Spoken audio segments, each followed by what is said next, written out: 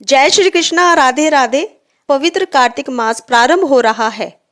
शरद पूर्णिमा के अगले दिन कार्तिक मास की एकम से पूर्णिमा तक कार्तिक का स्नान किया जाता है।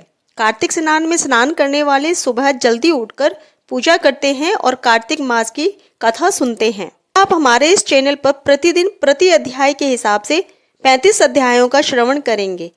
असली प्राचीन कार्तिक मास महात्म्य में 35 अध्याय शामिल हैं। आप अपनी इच्छा व श्रद्धा के अनुसार इन्हें 35 या 30 दिन में संपूर्ण कर सकते हैं। आइए अब अध्याय 3 को प्रारंभ करते हैं। पिछले अध्याय में हमने सुना था कि ब्रह्मा जी कहते हैं कि तुलसी की मंजरी सहित भगवान शालिग्राम का जो एक बूंद चरणामृत का पान करता है वह बड़े बड़े पापों से मुक्त होकर वैकुंठ को प्राप्त करता है, और जो मनुष्य भगवान की अति प्रिय तुलसी की पूजा करता है उसकी महिमा कोई नहीं कह सकता। उसके काया, वाचा और मनसा तीनों प्रकार के पाप नष्ट हो जाते हैं। कार्तिक मास में व्रत करने वाले व्रती को क्या करना चाहिए और क्या नहीं करना चाहिए आदि के विषय में विस्तार से बताया। अब आगे की कथा इस प्रकार से है।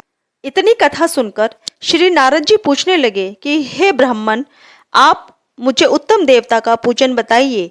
तब ब्रह्मा जी कहने लगे कि हे पुत्र, गंडकी नदी के उत्तर की ओर गिरजा की दक्षिण में 40 कोस की पृथ्वी महाक्षेत्र कहलाती है। वहां पर ही शालिग्राम तथा गोमती चक्र होते हैं, जिनका चरणामृत लेने से मनुष्य मुक्ति को प्राप्त हो जाता है।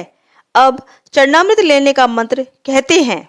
ओम अकाल मृत्यु हरणम सर्व व्याधि विनाशनम विष्णु पादोदंग पीत्वा पुनर्जन्म न विद्यते। इस मंत्र को पढ़कर भगवान शालिग्राम का चरणामृत लेना चाहिए। शंख में भरा हुआ व भगवान पर चढ़ाया हुआ जल अंग में लगाने से सब प्रकार के रोग नष्ट हो जाते हैं और पाप भी नष्ट हो जाते हैं। मनुष्य मुक्ति को प्राप्त हो जाता है।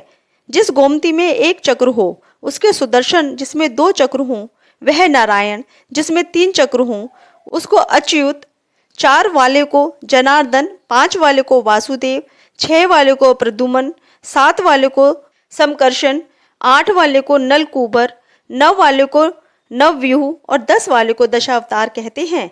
इनके दर्शन मात्र से मनुष्य मुक्त हो जाता है। जो मनुष्य भगवान का पूजन करता है वह अवश्य में जीवन मुक्त हो जाता है, और जो भगवान को वीणा, वंशी और गान सुनाता है वह भगवान को ही प्राप्त हो जाता है। जो भगवान के आगे मृदंग बजाता है वह भगवान को अत्यंत प्रिय होता है। जो भगवान के आगे धूप जलाता है वह कभी नरकगामी नहीं होता।